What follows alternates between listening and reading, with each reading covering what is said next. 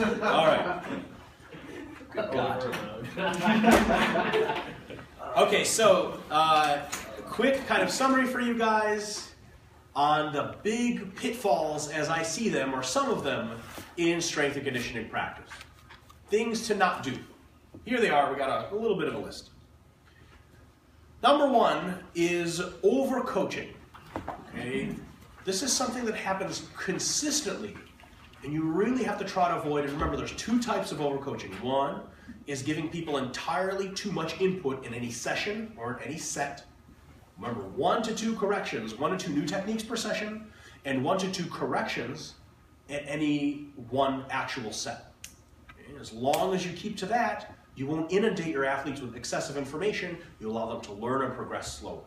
The other type of overcoaching is when you overcoach literally someone else. One strength and conditioning coach is saying, all right, we want you to move your hips back during the squat right before you start. And you go, and you're like, yeah. When you're actually squatting, you want to move your hips back. And the athlete's like, which one is it?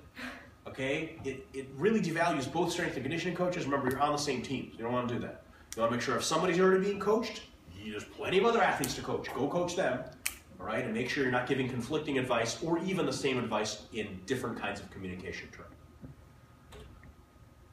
Number 2, expecting rapid technical progression and mastery. Not everyone is going to be an Olympic weightlifting god within 1 week of learning how to deadlift, bench, squat, etc. Okay? You're not going to be like, well, how come you don't know how to snatch? We've done it once. Okay? So you really want to make sure that you have realistic expectations.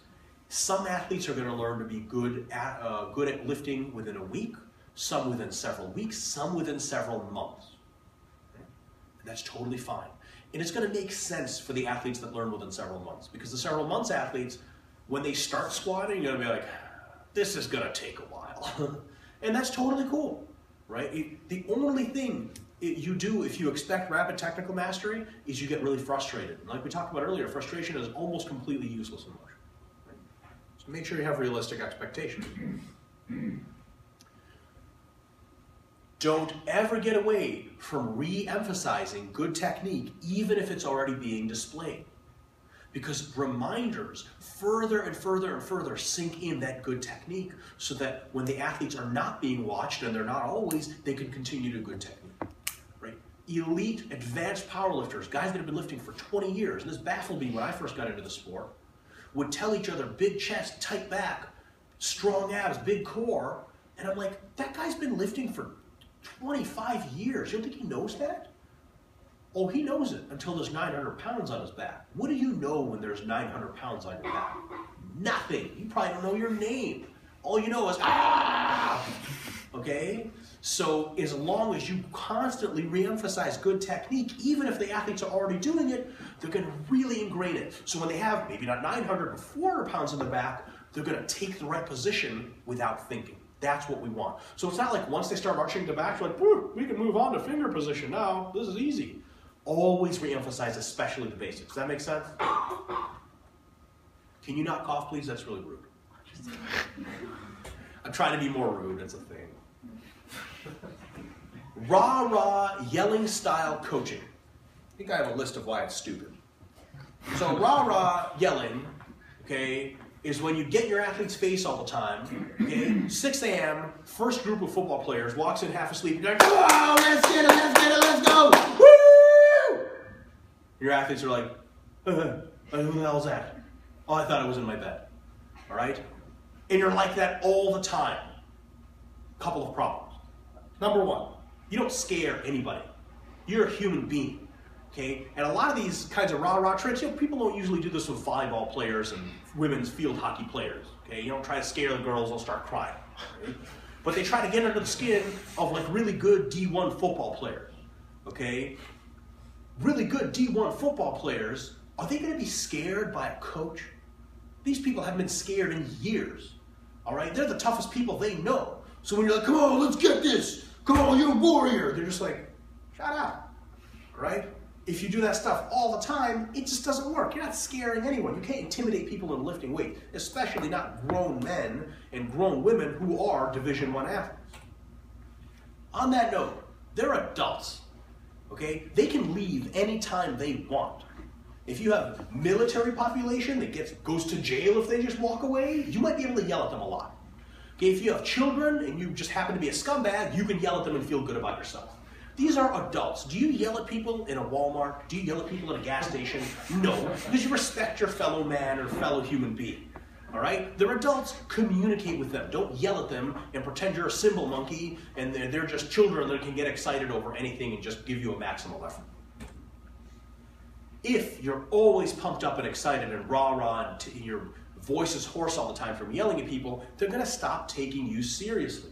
It doesn't matter how crazy you are. If you're always crazy, how long does it last that athletes are like, oh yeah, that's Coach what's his name? He's crazy.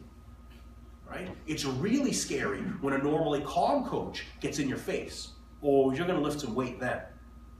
But if you're always going nuts, at some point people are just going to be like, here we go again. Does that make sense? So you got to save this stuff when you really need it. If you're nuts all the time, people just think you're a weird person. Here's a huge, huge fact. The gym should be a fun, warm, inviting, motivational place where people want to be. Do you want your athletes to be about to go to strength and conditioning practice and be like, man, I love this place. I'm going to get jacked. I'm going to be fast. I'm going to be explosive. I'm going to win.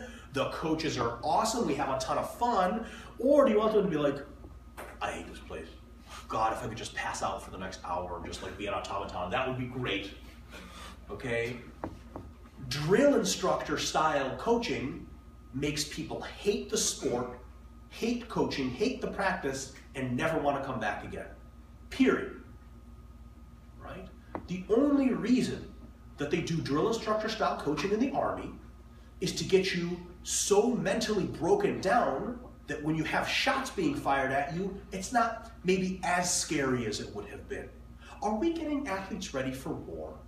Are there going to be bullets flying? No. Yes, maybe, but then they need drill instructors, right? They're going into practice. They're going into a game. You're not there to break them down and make them cry and make them re-examine their lives. They're adults. They're free individuals. They can walk away anytime.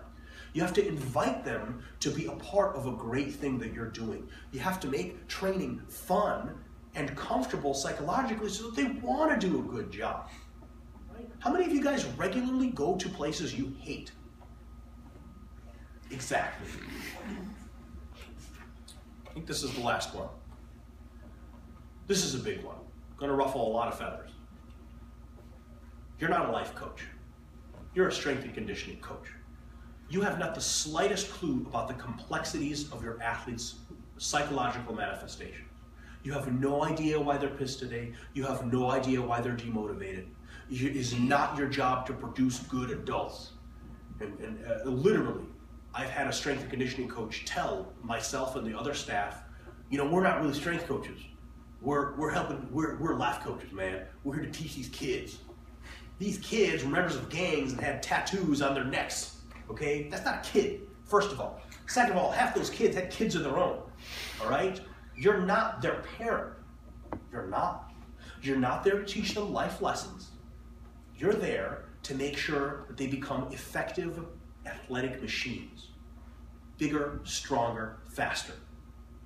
In that order, actually, of periodization. Awesome. You're there to provide a warm, comforting, yet motivating environment for them to do their best. And if they're going to be scumbags outside of the gym, you're not going to have a hill of beans influence on that. Do you really think that over the course of a total of 80 hours of watching them and interacting with them in their life, you're going to teach them some kind of really crazy, valuable life lesson that's going to change them? Okay, how many 80-year-olds they interview be like, well, I'll tell you what, man, I was going down the wrong path, and I had a strength and conditioning coach. I can't even say that without laughing. He changed my life, man. That happens every now and again. But that person, fate brought them to you anyway, and they were going to be influenced by you. If you always try to influence everyone, you come off as a cheap, attempted parent. You guys ever had somebody around you that really tried to change you, and you're like, God, it's the worst thing ever. Get away from me. You have no idea who I am. Your number one job as a strength and conditioning coach is an engineer of violently productive athletic machines. You do that well, you go out in the field, they hurt people, they run really fast, jump really high, wrestle really well, you've done a great job. And if they love coming over to your strength and conditioning practice to become that machine, you've done it all. If they become better people, enjoy the after effects. But if your number one goal is to make better people, you better get a degree in psychiatry, not strength and conditioning. Make sense?